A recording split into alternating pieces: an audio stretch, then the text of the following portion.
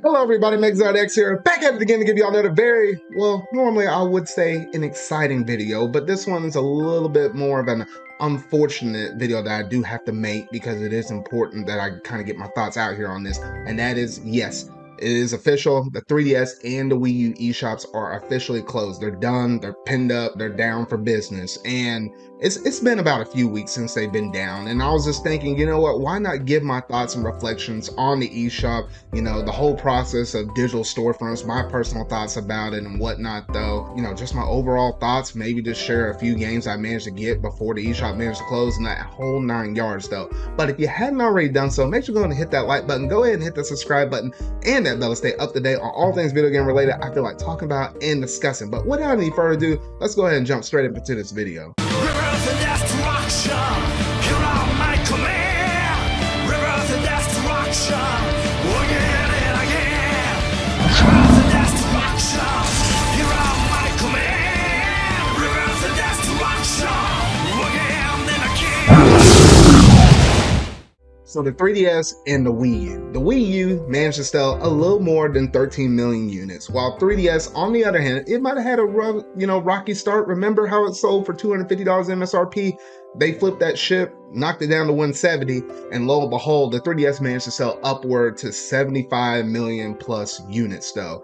Crazy how, we had a really good solid era with the 3DS, but it was like a very rocky low point for the Wii U. And since then, Nintendo decided to merge those handheld and home console experiences all into the Switch though. But it is unfortunate that yes, these eShop stores had managed to shut down. It's been about a few weeks, and you know what? It's just sad and unfortunate, at least with digital storefronts, because you just never know when big companies like Nintendo can decide to pull the plug up on it. Yes, we also saw it with Sony as well, and they actually backpedaled a little bit whenever it came to the PSP, the Vita, and the PS3. They backpedaled on some of it, but they did shut down some of it as well though. But you just never know. It's just an unfortunate truth. In the future, whenever the companies decide that it's not as profitable for them to keep those storefronts up, they're just gonna pull it, because at the end of the day, this is a company, a business. At the end of the day, they're gonna do whatever fattens up their wallets with that green stuff though. But in terms of game preservation, it is really unfortunate. Hence, you kind of see the whole thing with piracy and whatnot pop up and stuff like that. That's the reason why a lot of people go out there and do that stuff, because when there's not an actual storefront where you're actually able to give those hard-working developers and the companies that actually make those games, when you ain't able to officially put that money towards them, then if they really want to play that game, where else they're gonna go and get it? They're just gonna go and rip a ROM off or something like that, off of the internet or whatnot though. That's just the issue that we kind of face here and there. I do agree that we should be able to actually preserve all games or whatnot though, and it would be a perfect and ideal world to be able to actually go out and buy those things. And hence, that's why the digital storefront is so important. But when you get companies that are able to pull these things down left and right whenever they feel like it, it's just a sad and bit unfortunate truth though. I'm like, man, because the good things that the digital storefronts do allow is good, strong things like virtual console, games that bit the dust way long ago. We're talking about NES, your Game Boys, N64s, whatever. All those games that it may be a little bit challenging to actually even play those on, your modern televisions nowadays. Not everybody goes around with a CRT TV anymore. I mean, shoot, have you lifted one of those things up lately? Those things are freaking heavy. I got one in my room over there though. But not everybody goes around with the proper equipment to run those games. And actually, with the secondary markets and stuff like that, those costs continue to go up. Have you seen the cost of Fire Emblem Fate Special Edition? The only way, might I add, that you're able to play Revelations DLC, because there's no physical way of it except for that special edition. Or have you seen the prices of like Dragon Quest 8 kind of managed to go up there, whatnot though? I mean, the combination of the secondary market as well as the ease of access, because it's really hard to play some of these old retro consoles, that's where a digital storefront comes into play. And it's so easy for us consumers to be able to go through, play through all of these different games, old things or whatnot though. That's just one of the reasons why I do like the NSO service. Yes, it is a little bit rocky and whatnot though, in terms of, schedule release drops. Like, we don't really get that. They just kind of drop it whenever they feel like it though. But you can't argue the fact that it is really nice to go through and play NES, SNES, Game Boy, N64, GBA, all those consoles, be able to go through and play all those games. Yes, they could drop a lot more games up on there though, But the ease of access, that's so easy to do. And that's where the digital storefronts come into play. So you don't have to pay the obnoxious prices for the secondary market, but have the ease of access to playing it on your modern consoles, whatnot though. That's what the digital storefront also does really well. Not to also mention that, yes, you're able to actually buy these,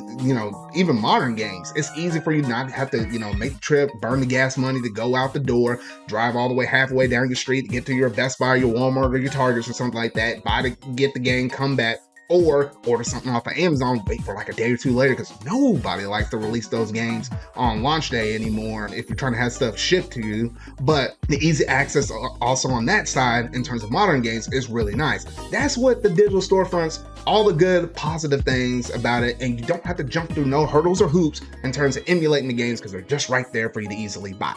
However, on the negative side of things, because of closures and stuff like that, or maybe licensing issues and whatnot, that you may own these games, but you might not technically permanently own them because you don't have them on a cartridge though. And that's the bit of an unfortunate news thing like that. Because literally March of last year, March of 2022, Nintendo came out and said, yes, they are going to be closing the eShop within a year. So, hey, you got a year to go ahead and, buy all of these games and whatnot though. And then we're going to pull the plug on it though. And even before then, they actually slowly cut off it, ways how you're able to buy those games. Stopping your credit card payments and whatnot, though, stopping the way how you can add eShop funds to the actual 3DS or Wii U ones. You have to do a workaround way in order to get it up in there by linking your 3DS or Wii U accounts with your Switch wallets and whatnot, though. They slowly started, chipping away at that to where at the final moment, on that final day in March, late March of 2023, they finally pulled the plug up on it, though.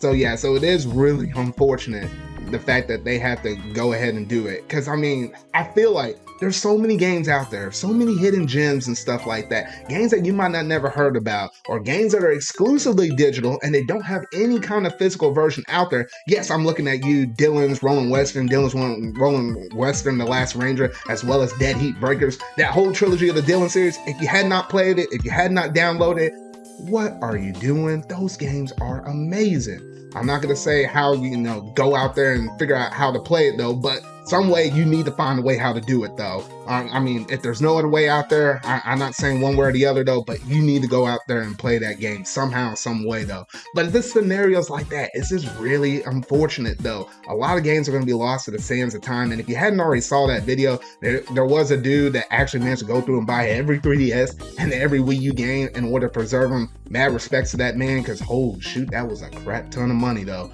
But we shouldn't have to go out there to great lengths like that to be able to go through and play all of these amazing games on the 3DS, Wii U, or even some of the virtual console games. Even there's some games that are even on the virtual console that hadn't even made it to the jump over to the NSO service. Games like, we know some Golden Sun games are coming, but like the sequel to that one hasn't come.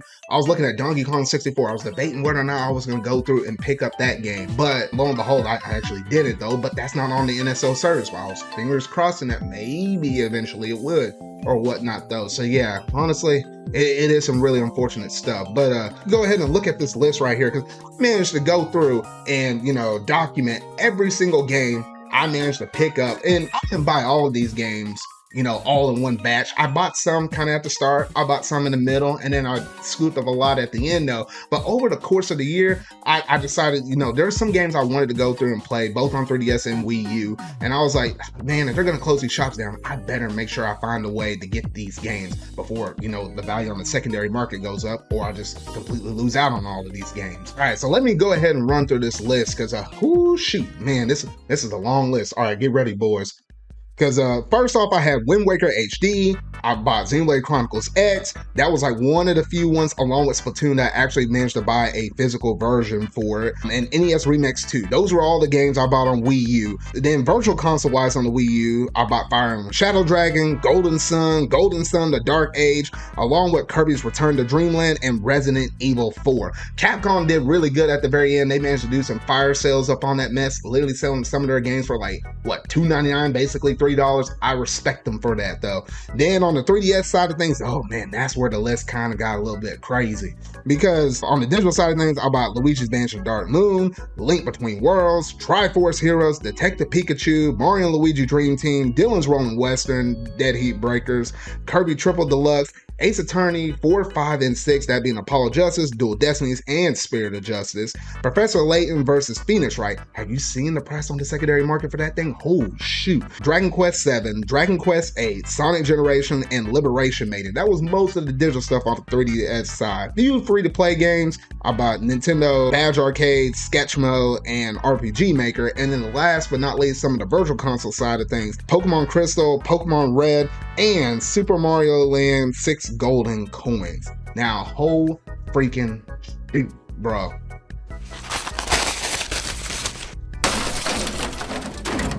Nintendo, look, we gotta talk. We gotta talk. I should have not had to buy all of that stuff within the span of a year.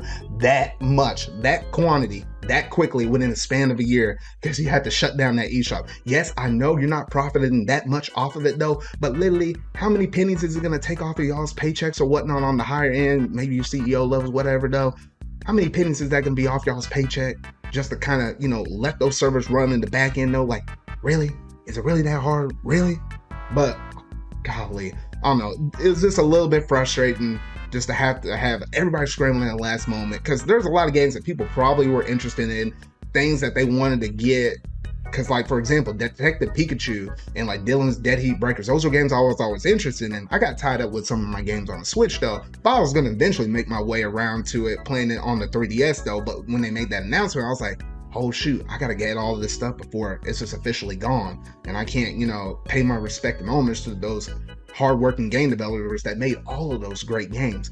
I still didn't get every single thing I wanted to, because ain't nobody got all of that money like that though. But it's just really unfortunate, to be honest though. And it's like, man, like there's gotta be some kind of solution. Really? Is there?